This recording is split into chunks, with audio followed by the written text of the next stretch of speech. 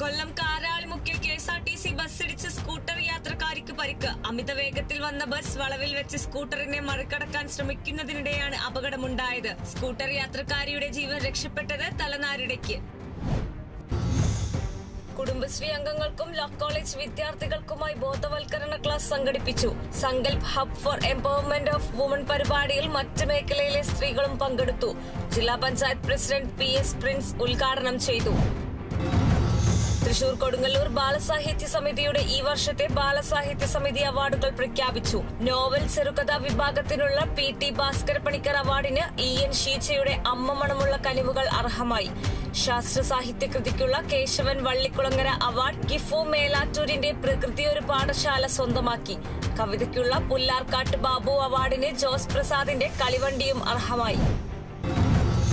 തൃശൂർ വെള്ളാംചിറ പൊരുന്നംചിറ ശുചീകരിക്കണമെന്നാവശ്യപ്പെട്ട് പരിസരവാസികളുടെ നേതൃത്വത്തിൽ കുളത്തിനരികിൽ പ്രതിഷേധ നിൽപ്പ് സമരം സംഘടിപ്പിച്ചു. കുളത്തിലെ മലിനജലമാണ് ആളൂർ പഞ്ചായത്തിലെ 400ഓളം വീട്ടുകാർക്ക് ജലസേചന വകുപ്പ് വിതരണം ചെയ്യുന്നത്.